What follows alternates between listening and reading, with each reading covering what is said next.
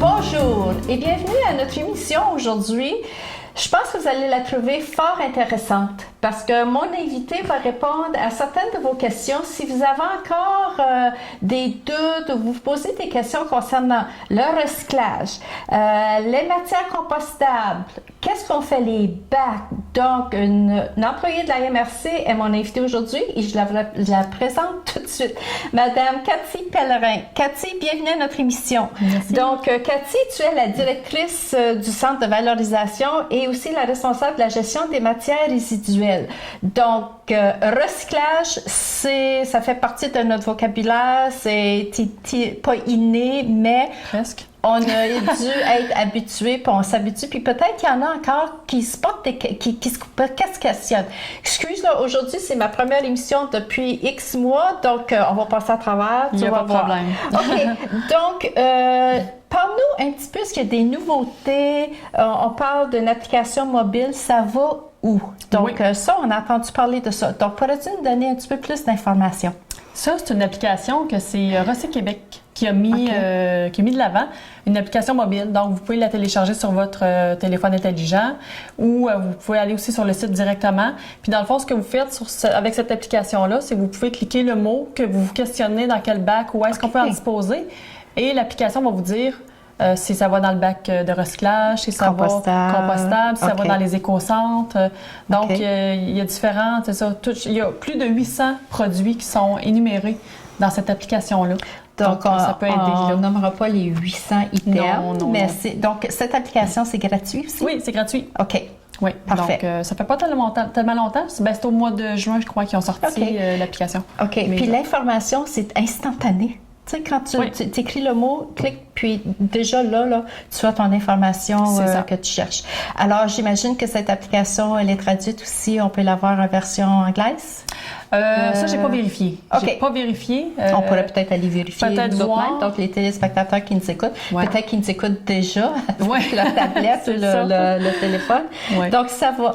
Donc, c'est toujours intéressant de se rappeler qu'est-ce qu'on peut recycler, qu'est-ce qu'on peut mettre au compostage. Donc, peut-être aujourd'hui, une mise à jour, un rappel, ça serait très intéressant. Surtout l'été, là, il y a toujours du barbecue, il y a tellement de choses. Qu'est-ce qui se passe là? Les ménages d'automne, des fois aussi. Oui, exact. Bien, c'est ça fait quand même au-dessus de 10 ans là, que le recyclage est implanté sur le territoire du Témiscamingue. Mais malgré tout, il y a encore des gens qui sont pas certains, puis ça peut être comprenable parce que c'est quand même c'est un monde, le recyclage. Oui. Puis c'est ça, il y a eu beaucoup, des fois, des erreurs que les gens ont faites. Parce que les gens pensent à tort que parce que c'est en plastique, par exemple, que ça va se recycler. Parce qu'il y a 5 catégories de matières recyclables. Il y a le papier, le carton, le verre, le métal et le plastique. Mais c'est pas nécessairement parce que c'est un plastique que c'est recyclable ou parce que c'est du verre que c'est recyclable. Donc, il faut quand même comprendre un peu le principe de ça, de la collecte sélective là, du bac bleu. Donc ça veut dire que est-ce qu'il y a toujours le fameux rectangle qu'on regarde sur le triangle? Oui, qu'on appelle le ruban de Mobius. Le triangle, je suis encore à ma mode prof de mathématiques. Ouais. Donc, le fameux triangle en question, il y a toujours un chiffre correspondant à l'intérieur. Donc, est-ce que c'est ça qui est notre guide pour savoir, est-ce que je le mets au recyclage ou non? Oui, mais seulement pour les plastiques rigides. OK. On ne retrouvera pas ce sigle-là sur du verre, sur du carton, du papier. Ça, c'est automatique, là. C'est ça. C'est vraiment, sur des contenants de plastique, puis il faut vous regarder en dessous. Oui. Puis c'est là qu'on va retrouver le petit triangle avec le chiffre. OK. Donc, tous les plastiques rigides doivent contenir ce petit triangle-là avec le chiffre 1 à 7, mais le 6, lui, n'est pas recyclable. OK. Le 6, on le retrouve aussi avec le styrofoam, donc c'est du polystyrène. Donc ça, c'est un non. C'est ça. Tout ce qui est 6, plastique rigide, c'est non recyclable. Qu'est-ce qui arrive quand le camion passe là, une fois par semaine, le recyclage et tout ça. Qu'est-ce qui arrive? Juste l'exemple, le styromousse, là. Oui. Disons, par erreur, quelqu'un a mis ça dans le bac de recyclage. Est-ce que tout le bac est comme contaminé? C'est ça, contaminé, compromis? Qu'est-ce qui arrive quand il y a un objet, là, au pur hasard, la personne a oublié, ne devrait pas. Qu'est-ce qui arrive? Ça dépend du contaminant, mais tu sais, ce genre de contaminant-là qu'on retrouve régulièrement, ce que ça va faire, c'est que ça va être au centre de tri Nous, on n'est pas un centre de tri, on est juste un centre de mise en ballot. Donc, on fait de la mise en ballot. Puis quand ça va arriver au centre de tri à Gatineau, c'est là que ça va être trié, puis le styrofoam va être retiré, va être mis au rejet. OK. Tout simplement. Donc, c'est pas contaminé. C'est pas contaminé. C'est sûr que si quelqu'un va mettre, par exemple, une canne d'huile usée, puis c'est vidé dans le recyclage, oui, là, ça risque d'être contaminé, là, vraiment. Mais c'est pas un contenant qui va contaminer le bac. OK.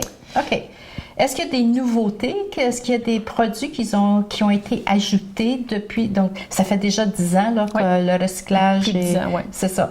Donc, est-ce qu'il y a des nouveautés? Ça veut dire des nouveaux produits qui sortent sur le marché, puis maintenant, oui, on devrait les recycler. Est-ce que il n'y a pas nécessairement de nouveaux produits. Je vous dirais que c'est peut-être plus la consigne, ou dans le sens que, comme je vous dis tantôt, il y a 5 catégories de matières, mais pour se rappeler de ces matières-là, si c'est recyclable ou pas, c'est toujours de se poser la question. Puis ça, il y a beaucoup de publicités qui ont été faites dans ce sens-là avec Recyc Québec. Il faut que ce soit un contenant, un emballage ou un imprimé.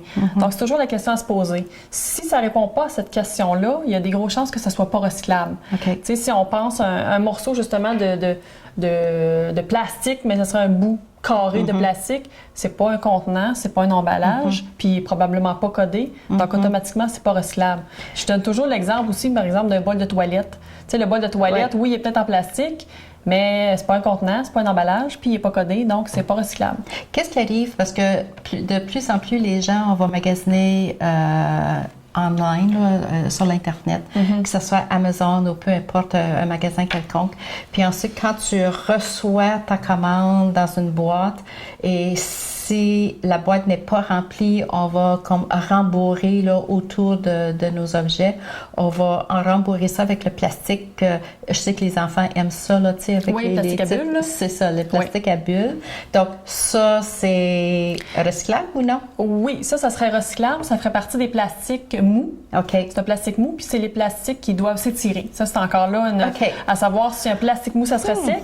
Il faut qu'ils s'étirent. OK. Les plastiques qui ne s'étirent pas du tout, puis souvent qui vont craquer, qui vont faire crunch, là, crunch. Ils sont pas recyclables. Fait que le papier bulle, ça tout ça va se recycler parce qu'il s'étire.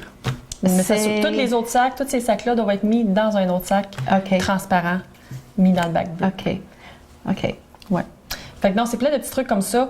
Fait qu'il faut toujours se rappeler contenant, emballage imprimé, plastique rigide codé 1 à 7 sauf le 6. Sinon, c'est ça, le métal, ben c'est pas parce que c'est en métal, une casserole par exemple, c'est pas recyclable. C'est seulement les assiettes d'aluminium, oui, c'est recyclable. L'aluminium, les canettes, oui, aluminium, canettes d'aluminium, canettes de liqueur par exemple, cannes de conserve, ça se recycle. Mais tout ce qui est vaisselle, tant les tasses, les verres, il n'y a aucune vaisselle qui se recycle non plus. Là, ça va. Donc, c'est parce que j'essaie de trouver juste un genre d'acronyme là, pour peut-être aider les gens. Donc, tu as dit contenant, emballage, puis l'autre? Imprimé. Imprimé, c'est les papiers, papiers, journaux, etc. OK. Ouais. Donc, on va essayer de trouver un acronyme, là, CEI, là. CEI. C'est ça. Contenant, emballage, imprimé. OK. Oui. C'est ça. Donc, ça va pour les systèmes recyclables. Oui. Maintenant, est-ce qu'il y a d'autres informations? Parce qu'il y en a plusieurs. Mais comme tu dis, là, si on voit sur l'app ou même sur si quelqu'un n'a pas une tablette ou un téléphone cellulaire, ne peut pas avoir l'application, on a toujours l'Internet aussi, là. Oui. Recyc Québec. Puis même sur notre site, la MRC aussi. Vous allez dans l'icône collecte sélective et environnement, là, puis c'est tout par bac, qu'est-ce qui va dans chacun des bacs. Puis les photos, c'est super. OK. Maintenant, donc ça, on parle de recyclable. Maintenant, qu'est-ce qu'on peut mettre au compostage? Donc, les matières compostables et non compostables. Puis ensuite, il y a un sac spécial pour mettre ces items-là. C'est ça. Bien, compostable, en fait, c'est tout ce qui est résidutable. Tout ce qui se décompose. Donc, que ce soit des viandes, des fruits, des légumes, du pain, des céréales, tout ça, ça peut aller dans le bac vert pour le compost. Des feuilles mortes, pelouses, résidus de jardinage, plantes, ça aussi. Dans le fond, tout ce qui n'est pas compostable, c'est tout ce qui se décompose pas. Puis, on retrouve malheureusement, c'est ça, des contenants de plastique, des contenants de verre. Ça, c'est pas compostable. Ben non, c'est pas compostable. Non, ça se décompose pas, là. C'est ça. Puis vous parlez des sacs, c'est ça. C'est un des gros problèmes qu'on retrouve sur notre plateforme de compostage, c'est le type de sac. Des fois, les gens, ils font un super bon tri à la maison, mais c'est rendu dans le sac, ils ne le mettent pas dans le bon sac, fait que ça se décompose pas correctement sur la plateforme. Il faut que ce soit vraiment un sac compostable. Donc, quand on a nos bacs, nos bacs verts, les bacs bleus, le bac noir, bon déchets, etc. Donc, on ne peut pas déposer directement dans le bac les matières compostables. Il faut absolument les mettre dans le sac. Ça peut être direct. Directement dans le bac? Ça peut être directement dans le bac, en autant que ça soit directement dans le bac ou un sac compostable. Mais l'erreur que les gens font, c'est qu'ils vont utiliser un sac en plastique ou ils pensent aussi que les sacs biodégradables ou oxo-biodégradables, c'est compostable, mais c'est pas le cas. C'est quand même des sacs qui sont faits en plastique, c'est juste qu'ils vont se décomposer plus vite, mais c'est quand même du plastique. Donc, c'est pas accepté sur la plateforme. C'est vraiment compostable, des sacs en papier. Puis ça peut être aussi mis dans une boîte de carton, ça peut être mis dans du papier journal, des essuie-tout, tout ça se composte. Ça va se décomposer, ça aussi, en même temps que la matière qui est à l'intérieur. C'est en plein ça. Mais dans un sac en plastique, c'est ça que c'est problématique. Puis probablement que les gens, ils arrivent de l'épicerie, ils aiment garder leur sac, peut-être pour justement là, pour les matières compostables, puis c'est un non, là. C'est en plein ça. C'est un non. Parfait. OK. Donc, puis les sacs compostables, maintenant, on peut les acheter n'importe où aussi, là. Oui, je veux dire, il y en a dans les quincailleries, les épiceries, je pense les pharmacies aussi en vendent. Donc, c'est pas une question qu'on peut pas en trouver. Mais des fois, les gens, ils veulent pas en acheter, il y a mieux justement utiliser les sacs qui arrivent l'épicerie. Mais c'est intéressant pareil. Donc, si on ne veut pas acheter les sacs, au moins tu lis ton journal. Donc, au lieu de mettre ton journal au recyclage. C'est ça, tu peux le composter. C'est ça, tu recycles, mais d'une autre façon en mettant ton compostage. Donc, une pierre deux coups. C'est ça, ça coûte rien. Ça coûte rien non plus, là. C'est en plein ça. OK. Donc, maintenant, tu parles de l'éco-centre, le triage, tout ça, c'est envoyé à Gatineau, tout ça. Donc, où est-ce que chaque type de matière, là, recyclable, compostable, une fois que le camion vient vider notre bac, là, le camion s'en va où? Puis qu'est-ce qui se passe après, là? Bien, c'est ça, les gens, des fois, ils mettent leur bac au chemin, puis ils ramassent, puis ils savent plus trop où ça s'en va, là. On peut-tu parler tout de suite? Comment? OK. Est-ce que les bacs sont bien placés, par exemple? Parce qu'on dit toujours, des fois, il y a une annonce qui dit tel mètre du trottoir, puis tu connais la ville de Témiscamingue où les ruelles sont très étroites. C'est problématique. Puis ensuite, il y a des fois, les bacs, faut qu'ils soient placés en avant. Donc, est-ce que ça cause des problèmes, ça, pour le chauffeur du camion? Oui, bien en fait, c'est que nous, on a des camions à chargement latéral avec un bras. Donc, on n'a pas un opérateur qui sort puis qui va ramasser les bacs. Donc, c'est sûr qu'il faut que, il y a un espace entre chacun des bacs. Donc, on demande environ 1 mètre chaque bac. Puis aussi tout autour, dans le fond. Il ne faut pas qu'il soit à côté d'un véhicule, d'un poteau, collé sur le mur d'une maison. Il faut que le bras soit capable de les ramasser le bac facilement. Puis sans accrocher non plus une corniche ou quoi que ce soit. Là. Fait que ça, oui, c'est un problème, surtout dans les doubles collectes, quand il y a, mettons, la journée que c'est 2 bacs qui sont ramassés, des fois, les gens, ils collent leurs bacs un sur l'autre, on n'est pas capable de les ramasser.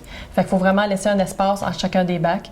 Puis surtout, se rappeler aussi que l'ouverture doit être sur le devant, là, parce qu'il y a encore des gens qui mettent leur bac à l'envers. Fait qu'il faut que l'ouverture soit sur le bon côté parce que sinon, il pourrait casser. Là, donc, ça doit créer des problèmes. Quand je te parlais tantôt que, disons, que la distance de 1 mètre, de 3 pieds peut être limitée là, entre les bacs, surtout les ruelles, les maisons sont très rapprochées parce que nous avons des maisons quand même là. Donc, ça doit créer un problème, ça, pour le chauffeur. Est-ce qu'il réussit quand même à prendre le bac, même s'ils sont collés, ou bien il les ignore? Est-ce que ça arrive des fois que lui, regarde, impossible, là, j'essaye même pas, donc il va continuer? Oui, ça peut arriver qu'ils ne soient pas ramassés. Si vraiment ils sont collés, sont sur, peu importe, là, ça se peut que les bacs ne soient pas ramassés. Donc, important de respecter la distance de 1 mètre, là, ou 3 pieds. Là, puis une chose aussi que je tiens à rappeler, parce que les gens ne le savent pas toujours, mais tout est filmé. Nous, on a des caméras sur nos camions, puis c'est filmé, la collecte est filmée. Fait que des fois, les gens nous appellent pour nous dire mon bac n'a pas été ramassé. Bien, nous, on va regarder sur la vidéo, puis on voit pourquoi il n'a pas été ramassé. Des fois, c'est que le bac n'était même pas au chemin, puis que les gens disent qu'il était au chemin, mais ce n'était pas le cas. Intéressant. Mais sinon, on voit là, que soit les bacs étaient collés, il y avait un véhicule devant et tout ça. Donc, nous, oui, tout est filmé. Donc, comme ça, bien, on sait pourquoi que...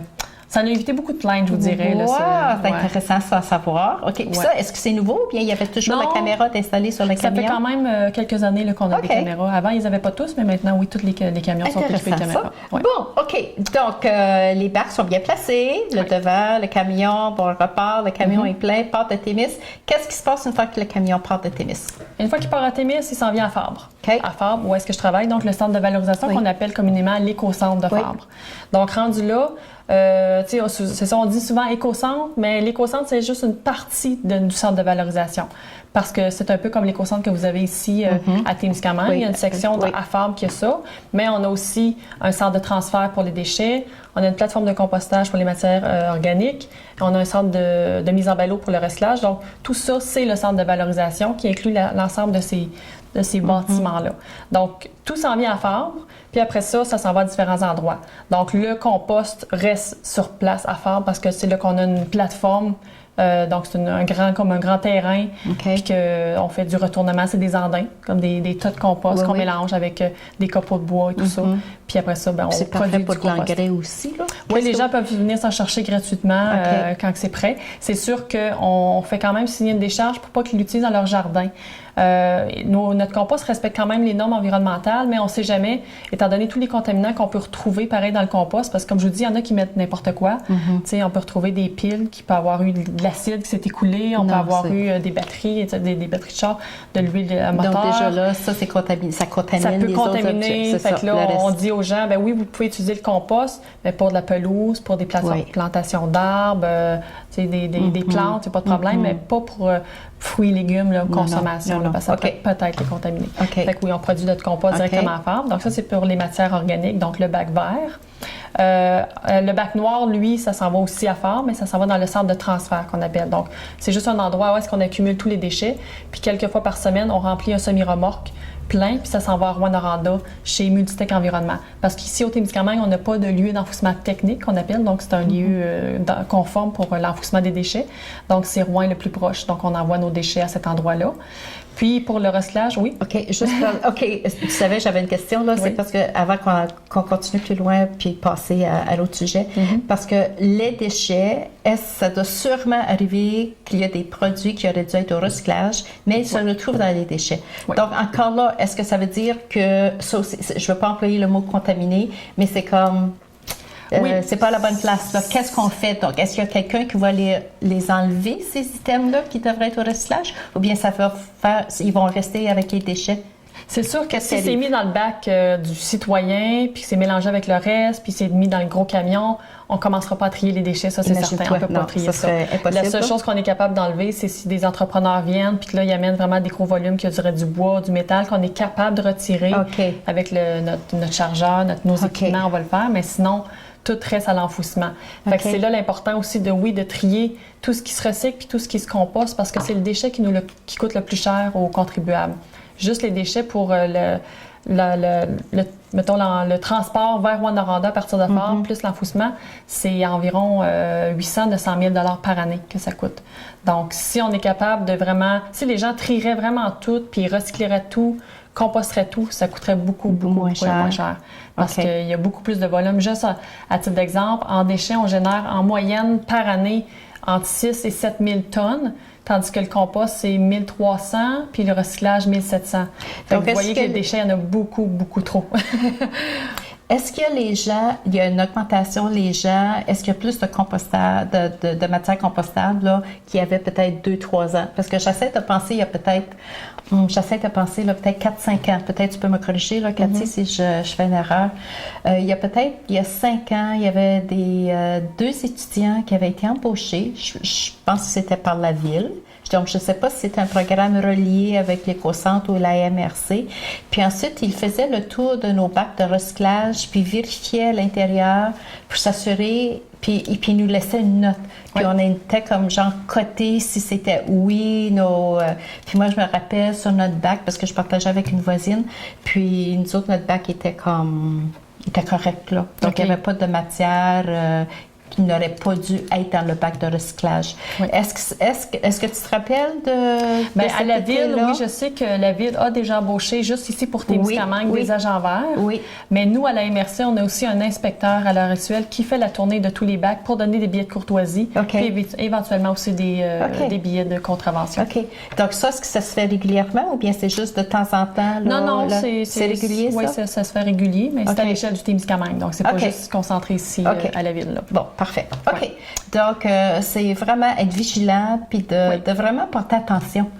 Oui, puis il faut penser que c'est quand même, non, c'est pas la MRC qui taxe les citoyens, c'est les municipalités, mais veut pas, plus que ça coûte cher en déchets, plus que vous risquez quand même de voir une augmentation au niveau, si vous voulez avoir une diminution de vos coûts, ben c'est de bien gérer vos déchets. On a un rôle à jouer aussi. C'est certain. Donc, c'est un genre d'effet de domino aussi. Donc, si on ne recycle pas comme il faut, donc ça accumule, puis à un moment donné, ça nous revient.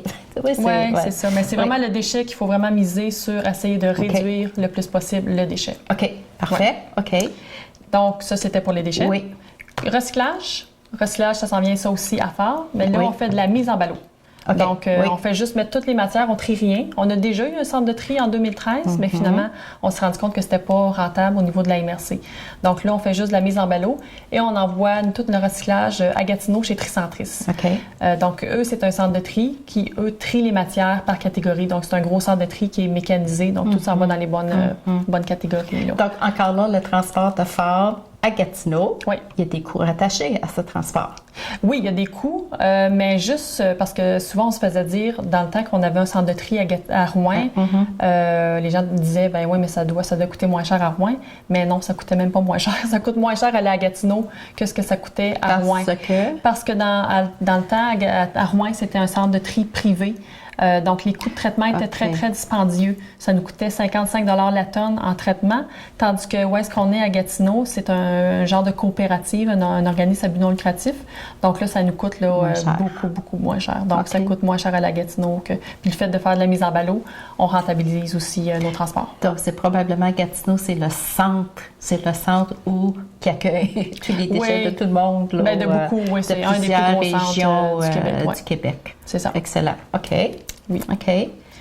Donc, on a touché les déchets, on a touché le recyclage, puis le compostable. Puis il reste ça, l'éco-centre, qui est toute la partie matériaux de construction, produits dangereux. Donc, vous en avez un ici à Témiscamingue. Oui. Donc, ça aussi, c'est important de bien trier ces matières parce qu'il y a des choses qui ne vont pas dans aucun des 3 bacs. On a déjà pensé justement les RDD, qu'on appelle les résidus domestiques dangereux. Donc, tout ce qui est peinture, l'huile, le propane, c'est pas des choses on devrait retrouver dans aucun des bacs. Donc, ça va dans les éco-centres des municipalités. Ça, le bois aussi devrait se ramasser là. Tout ce qui est métaux, les gros morceaux de métal, on ne parle pas du métal de la collecte sélective, là. Les gros métaux devraient aussi se retrouver à ces endroits-là. Des parties d'auto, quelque chose comme ça, quelqu'un qui fait des rénovations dans la maison, la plomberie, des objets comme ça. Oui, ça devrait aller. Je sais qu'on a une cueillette prochainement à l'automne, c'est toujours la cueillette comme des meubles, des encombrants. Des encombrants, exact. C'est ça. Il y a aussi le matériel électronique que nous, on recycle aussi à faire. Donc, tout ce qui est ordinateur, vieille télévision. Donc, ça non plus, ça ne va pas dans aucun des bacs. Ça va aussi dans les éco-centres. Parfait, ça. OK. Fait que c'est comme ça aussi qu'on peut réduire les déchets. Parce que les gens, des fois, ils aiment autant le mettre en poubelle que de se rendre à l'éco-centre quand l'éco-centre est tout près. Là. Puis c'est tellement facile de ça prend pas 10 secondes, non, regarde, j'ai pas de temps, ou on va le mettre, puis mais c'est vraiment de porter attention à ce qu'on veut mettre, déchets, poubelles ou dans notre bac de recyclage, puis ça prend pas de temps, là, non, regarde, c'est ça. Puis même juste le recyclage, les boîtes, ça c'est automatique, là, les boîtes de carton, ça prend tellement de place, ça prend pas de temps de juste les écraser, ça prend bien moins de temps. C'est juste une question d'habitude. C'est ça, c'est juste une habitude, là. C'est juste une habitude. C'est en plein ça. OK. Alors, est-ce que, donc, la position des bacs, ça, on a fait ça, où est envoyé chaque type de matière. Est-ce qu'il y a d'autres informations que tu aimerais partager avec nos téléspectateurs aujourd'hui? Parce qu'on est vraiment chanceuse, donc tu es venue les voir, là. Donc, c'est une première. Donc, notre saison d'automne commence avec toi. Ben oui. Ben écoutez, c'est sûr que si les gens ont des questions, tu sais, on a du site Internet, mais c'est pas encore là tout le monde qui a accès à Internet ou qui aiment fouiller pour trouver les informations. T'sais, on a toujours l'éco-centre qui est là pour répondre aux citoyens. T'sais, on n'est pas sûr, ça va être dans tel bac, tel autre bac, bien, on est là pour répondre. Donc, les gens peuvent appeler à l'éco-centre à Fabre, 634-2233. Donc, on est toujours là pour pouvoir répondre aux questions si les gens en ont là, sur n'importe quoi qui concerne la gestion des matières résiduelles. Parce que même dans notre casier postal, de temps en temps, vous avez de la belle publicité, là, puis c'est vraiment bien monté, c'est bien préparé, il y a du visuel, tu sais, là. Puis comme le calendrier, ça, c'est toujours apprécié. Puis on le sait, c'est quand c'est la semaine du compostage exact. Oui, bien ce document-là qu'on a sur notre site Internet. Puis ça, on l'a eu, là, tout le monde en a une copie de ça. C'est ça. Mais ceux qui l'auraient pu, il y a quand même accès, vous pouvez quand même aller sur le site Internet puis l'imprimer. Oui. Donc, c'est vraiment encore là quelque chose qui est simple, mais qui donne le gros des informations. Puis juste les couleurs aussi, là. Donc, c'est pas un texte qui est long non plus, là. Non. Donc, ça attire vraiment l'attention. Donc, tu sais, le bac vert, boum, OK, c'est ce que je peux mettre. Oui. Le bac bleu, qu'est-ce que je peux mettre là-dedans? Le bac noir, à quoi ça sert le bac noir? C'est excellent, là. C'est très bien présenté, là. Ça me fait penser, justement, on parle de couleur de bac. Ça, c'est une autre chose aussi qui est importante parce que ici, je dis ici parce que à Témiscamingue, avant, le bac vert servait de déchets. Oui. Puis, il y a encore des gens qui font, ils n'ont pas fait soit le switch ou qui font pas le compostage non plus. Ouais. Donc les autres ont tendance d'accord vert là. C'est ça. Donc ça c'est de faire attention vraiment que le bac vert, s'il sert à une autre matière, au moins qu'il soit bien identifié. Tu sais, que si les gens mettent du déchet parce que peu importe quoi, là, mais que ça soit identifié parce que si c'est des déchets puis que nous, on le ramasse en compost, on vient de contaminer le compost à ce moment-là. Là. Fait que c'est très important de respecter les quantités. En plus, là, quand le camion se vide, ça veut dire que c'est pas juste un ou deux bacs là, qu'il y a dans le camion. Non, puis on sait, il y a des adresses que on sait que le bac vert est toujours contaminé. Fait que c'est plate, mais on est pris pour le ramasser en déchets parce qu'on sait qu'il n'y a pas du compost à l'intérieur. Mais là, tu parlais tantôt qu'il y a une caméra, puis il y en a des fois qui vous appellent, regardez, vous avez la preuve de tout. Mais est-ce que vous pouvez faire la même chose? Donc, c'est toujours la même personne dans son bac vert qui met des déchets ou du recyclage. On le voit. Mais est-ce que vous pouvez avertir cette personne-là? C'est sûr que souvent, si c'est dans un sac, on peut pas, on voit pas dans la caméra qu'est-ce sac non plus. OK, c'est vrai. Mais si c'est un sac noir, il y a des grosses chances que ce ne soit pas du compost. Là. OK. Fait que oui, on peut le voir un petit peu. Là. OK. Parce que je sais qu'il y en a des gens aussi pour vraiment, eux autres, pour porter attention, puis s'arrêter, puis dire, OK, dans quel bac je le mets? Puis même, il y en a qui ont écrit sur leur bac, là, déchets, poubelle, ou recyclable. Donc, Puis il y a des pictogrammes qui se vendent là, vraiment pour coller sur les bacs. Là. Exact. Puis il y a aussi l'autre document qui avait aussi été remis à la population, le bottin écolo, qu'on retrouve aussi sur notre site Internet. Fait que là aussi, c'est sûr que peut-être plus de lecture, là, mais si vous voulez avoir plus d'informations précises sur différentes matières, vous pouvez tout retrouver dans le Puis ça ici, les conseils pour les compostables, tout ça, là, les sacs acceptés, les détails, c'est très bien présenté. Ça existe en anglais aussi. Oui, ça, on en anglais. Oui, c'est ça, le bottin écolo aussi, on en anglais. Je l'avais vu en anglais, donc c'est excellent. OK. Donc, je pense que si les gens qui nous écoutent aujourd'hui, qui avaient des questions, donc là, c'est un petit peu plus clair. Oui. Puis, j'espère. C'est toujours. C'est quand on voit la source, c'est là où nous avons des réponses à nos questions.